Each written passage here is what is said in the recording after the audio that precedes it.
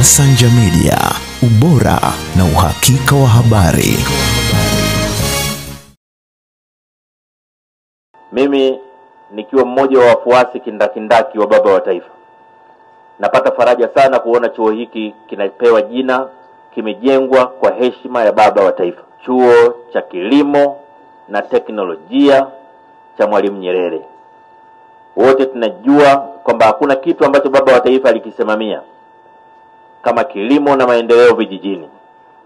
Baba wa taifa alitaka watu wetu wote wa vijijini wapate maendeleo kama walivyo watu wa mjini. Baba wa taifa alitaka kilimo kiendelee kuwa ukombozi wa pekee wa watu wetu.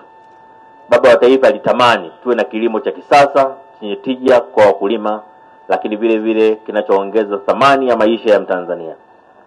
Baba wa taifa alitamani kuwa na taifa lililojaa wasomi ambao wanatumia usomi wao kulitumikia taifa letu.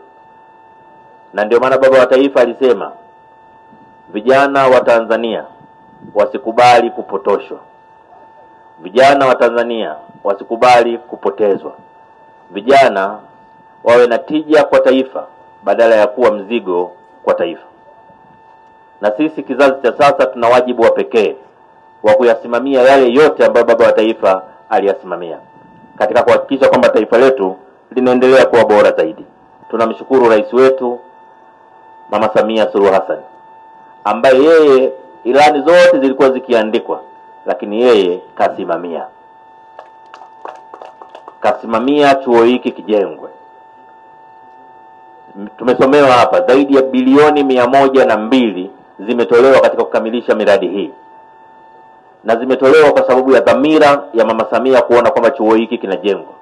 Mkiangalia kwa makini, mkisoma falsafa ya Mwalimu Nyerere, mkijifunza ambavyo Nyerere alikuwa alijenga taifa letu, mtagundua kwamba hata katika 4R za Rais Samia unaiona wazi wazi kwamba tabia ya Mwalimu Nyerere imeakisiwa sawa sawa na Rais Samia Suluhu Hassan.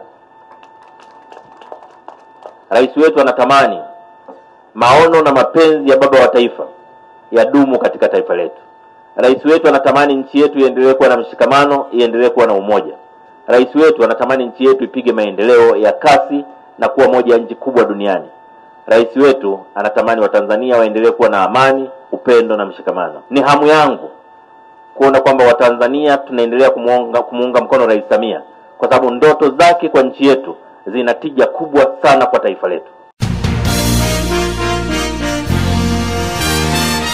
Asanja Media, ubora na uhakika wa habari.